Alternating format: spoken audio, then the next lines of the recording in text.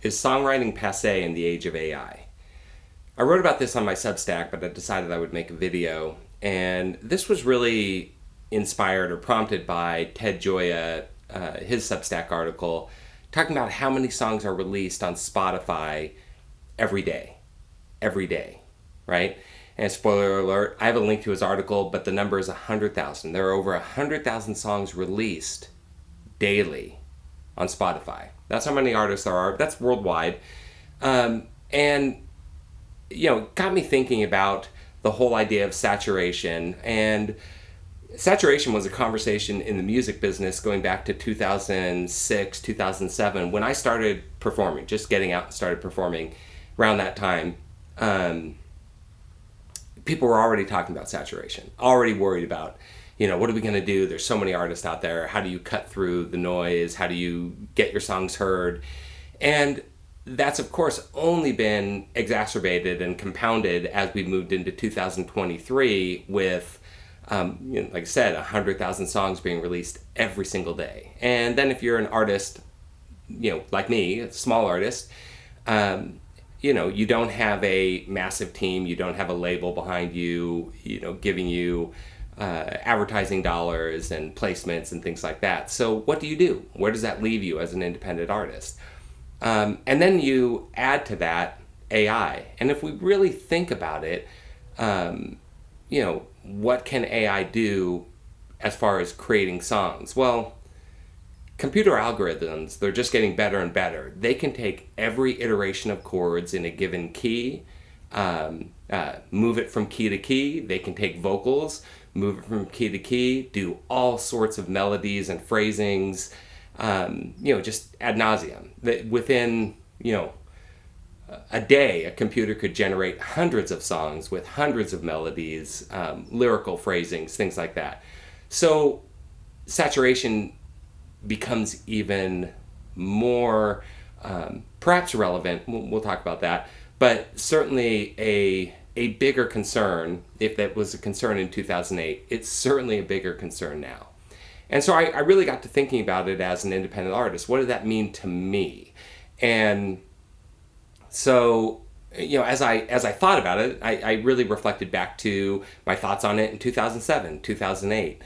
And I realized at that time, kind of as I do now, and take this to heart or contemplate it or really imagine why it is that you write songs. So I've been writing songs since really before the 80s. As soon as I learned to play guitar, I started writing songs. They were horrible songs, but they were songs.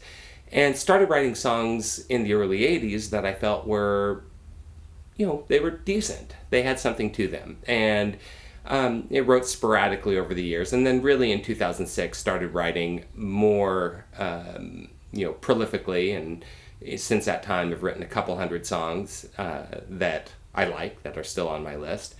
And I had to think about why I'm writing songs. And this is kind of the question that anybody who writes songs has to ask themselves.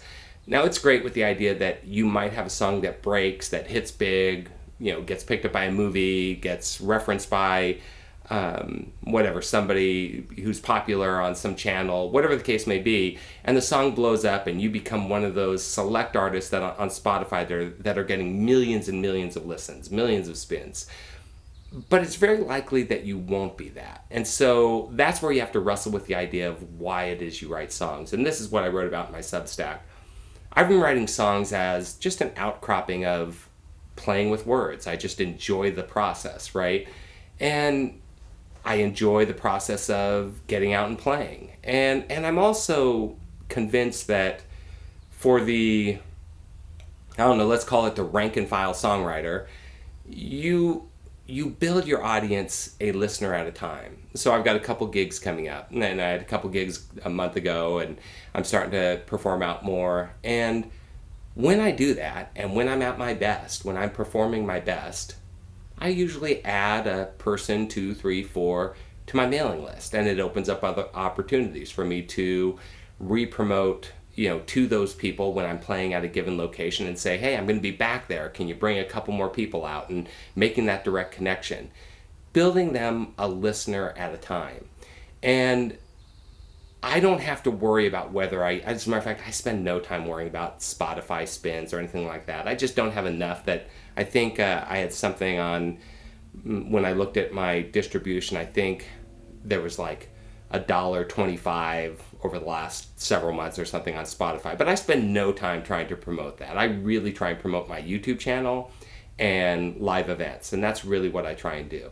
And so if you're a songwriter, you have to really evaluate why it is that you do this. Do you write songs for the love of expressing yourself in that way? For me, it is that. I just love expressing myself in that way. I love being on stage. It's a great time for me.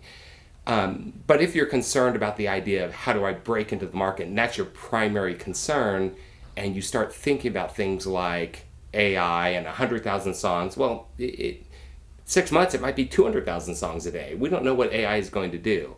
And so I would encourage you to really evaluate why it is you write songs. And if you're writing it for the love of doing it, if you're writing it for the love of performing and getting out and expressing your ideas to people, then whether or not there's 100,000 or 200,000 songs released a day and AI is generating zillions of songs, it's an irrelevant factor to me. I just have to go out and express myself honestly and create the songs that I think will reach people and build my small tribe of people that like what I'm doing. And so I'm mostly, in that regard, unconcerned with what it means to the market or anything else. So hopefully that gives you a way to think about it, a perspective that you might find useful.